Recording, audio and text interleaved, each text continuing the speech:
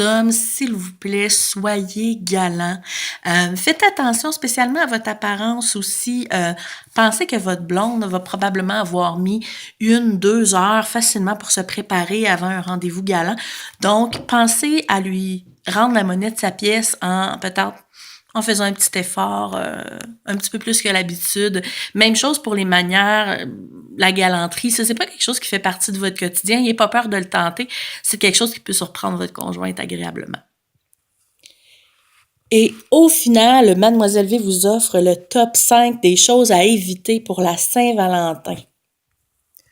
Numéro 1, éviter, on reste à 2. C'est sûr que ça peut être tentant là, de sortir avec un couple d'amis puis de payer juste une gardienne pour les 2 couples. Ça peut être tentant aussi d'aller souper chez la belle-mère pour, je sais pas moi, éviter d'avoir à payer trop cher de resto. Sauf que c'est pas la meilleure carte à jouer pour la Saint-Valentin. Si vous voulez avoir une nuit torride, pensez tout simplement à prendre votre conjointe avec vous tout seul pour cette soirée-là, qui va être bien spéciale. Numéro 2, le choix du resto. C'est pas parce que Valentine s'appelle comme la Saint-Valentin que c'est un super endroit pour aller souper. Le trio romance à 3,99, là, c'est peut-être pas votre meilleure carte à jouer ce soir. Troisième truc à éviter, et là je vais être cru, trop d'alcool égale bite molle. Oui, effectivement, trop d'alcool peut vous empêcher d'avoir une belle et forte érection. Donc, pensez-y avant de risquer votre vie aussi sur la route, hein? Wow! Donc, faites attention à ça. Pas trop d'alcool, des aliments qui peuvent peut-être être aphrodisiaques comme du chocolat, des huîtres, etc. Donc, pensez-y. Quatrième chose à éviter, évitez de mettre l'accent juste sur le sexe.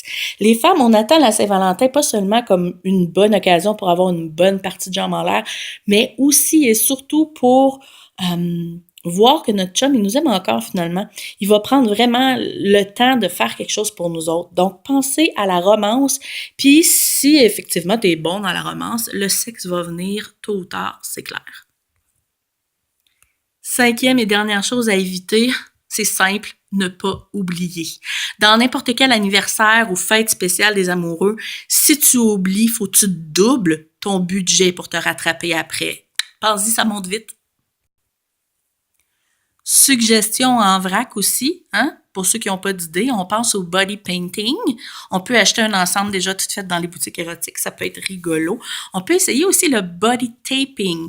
Vraiment, là, avec une coupe de rouleau de tape électrique, on peut avoir bien du fun. Ça a l'air, check ça sur Google. Pour faire changement, on essaie la fondue au chocolat style tout nu. Et puis finalement, on essaie aussi peut-être de réchauffer sa partenaire durant la journée avec quelques MSN coquins. Et là, je vais mettre un gros bémol là-dessus. Attention à la vulgarité. Nous autres, les femmes, on aime la sexualité, mais pas forcément toujours les expressions qui viennent avec. Alors, si vous savez pas trop quoi écrire, je vous donne une idée pour savoir si votre texte est trop vulgaire. Tu remplaces plot ou noun par petite fleur ou jardin secret. Et tu remplaces que par tout simplement verge ou disco sticks.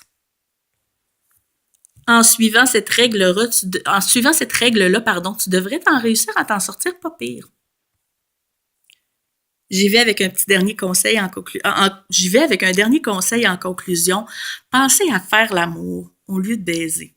Vous allez voir que votre partenaire est probablement plus réceptive au romantisme durant cette soirée-là. Donc, vous pourrez scorer quelques points en essayant de ne pas être trop rapide sur la gâchette et en faisant le tour bien comme il faut avant d'aller direct au piton.